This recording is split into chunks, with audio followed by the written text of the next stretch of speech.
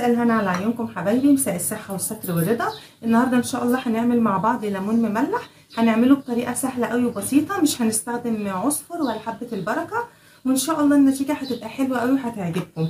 يعني في الاخر هتلاقوا الليمونيه كده بسم الله ما شاء الله إيه طريه وكلها عصاره كده من جوه، والبهاريز كلها بتاعت الليمون، غير الليمون اللي بنشتريه من بره. يعني ده مثلا ليمون انا كنت جايباه من بره، تحسي الليمونيه جامده، الليمونه جامده. يعني بصوا تحسي الجلد بتاعها من هنا كده جامد مش مستوي، ومن جوه ما فيهاش عصاره.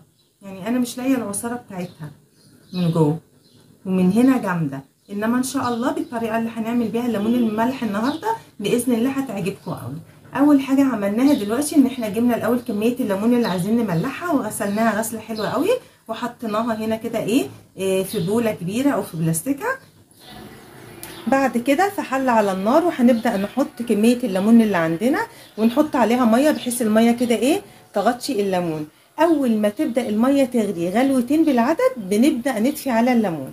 واجي الليمون اهو بعد ما نزلناه من على النار بعد ما اخد غلوتين كده بسرعه، وبدات بصي الليمونه تلاقيها يعني تمسكيها تلاقيها طريه كده معاكي. خلاص طفينا عليه النار ونزلناه، قلبنا ميه الغليان وشطفناه شطفه كده كويسه، وبدانا نحطه في البلاستيكه كده وعليه ميه. هنعمل ايه بقى؟ هنفضل سايبينه كده في البلاستيكه عليها ميه يومين 3 بس.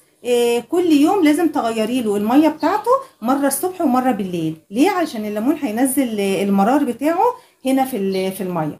بصوا يا جماعه، واجي الليمون بتاعنا بعد ما نزلنا من عليه الميه اللي كان منقوع فيها سيبناه كده يومين، وكنت بغير له الميه زي ما قلت لكم مرتين، مره الصبح ومره بالليل، لحد ما نحط ايدينا كده في الميه بتاعته نلاقيها مش ممرره، المرار بتاع الليمون راح منها.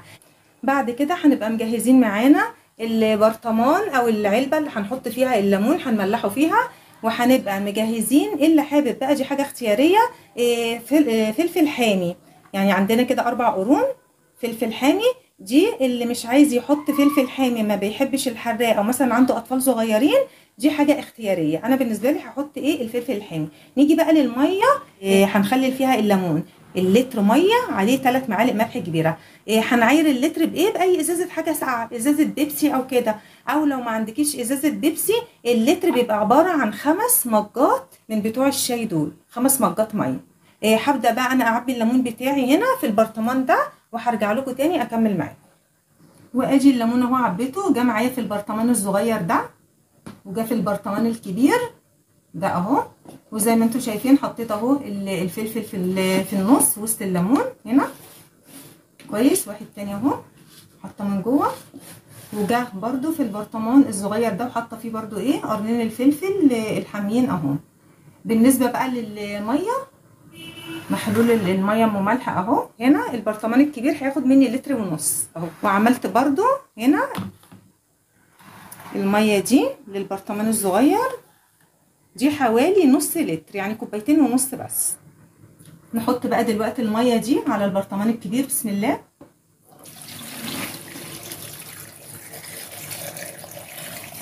لازم الميه تغطي الليمون خالص كده من فوق، ما نسيبش الليمون مكشوف. وهنبدا بعد ما حطينا الميه غطيته اهي، نبدا بقى نحط حوالي معلقه زيت، اي زيت عندك عادي تحطي حوالي معلقه كده فوق الوش، عشان بس الليمون ما يعملش ريم، الميه ما تعملش ريم كده من فوق اهو. حوالي معلقه كده، ونبدا نكتم الغطا عليه كويس. قفلنا عليه كده كويس، نركنه بقى على جنب، ونبدا بقى نحط الميه بتاعه البرطمان الصغير. بسم الله الرحمن الرحيم. برضو بنفس الطريقه هنحط الميه بحيث تغطيه للاخر، تغطي الليمون كده للاخر. وبنفس الطريقه برضو هنحط حوالي معلقه زيت كبيره كده فوق الوش. بسم الله الرحمن الرحيم. نقفل برضو عليه الغطا كويس قوي.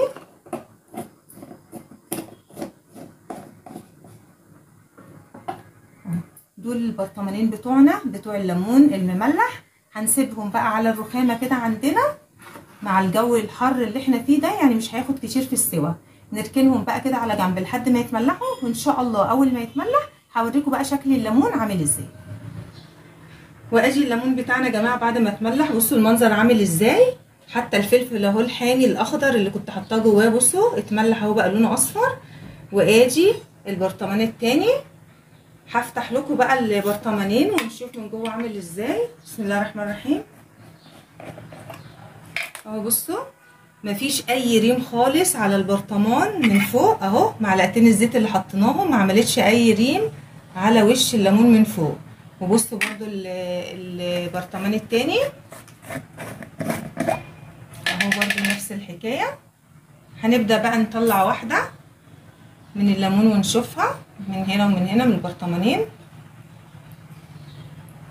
طبعا الليمون اللي بطلعه ده ما ينفعش ترجعوه تاني البرطمان، يعني هنستخدمه ولو فاضل مننا حاجه من الليمون ده هنعمل بيها ايه، هنحتفظ بيها بقى في طبق او علبه كده صغيره ونحطها في التلاجة. ما ينفعش الليمون بعد ما نطلعه او اي نوع مخلل يعني عموما بعد ما نطلعه ونستخدمه وناكل منه نرجعه تاني في البرطمان. بصوا بقى منظر الليمون عامل ازاي. بسم الله الرحمن الرحيم.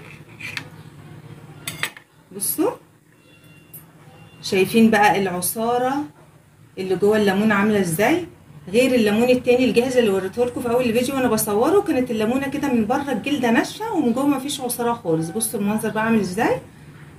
بصوا واحده تانيه كده. بسم الله الرحمن الرحيم.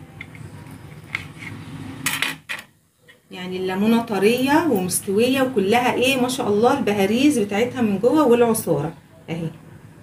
وده كان الفيديو بتاعنا النهارده، طريقه عمل الليمون المملح. عملته معاكم من اوله ولحد الاخر اهو لحد ما اتملح. قعد طبعا ايه حوالي 3 ايام كده في الميه المملح بتاعته، بما اننا بقى في الصيف والجو حر والواحد ايه ملوش نفس ياكل، فده ليمون مملح ان شاء الله يفتح نفسنا كده على الاكل. يا رب الفيديو النهارده يكون عجبكم وتكونوا استفدتوا منه ولو حاجه بسيطه.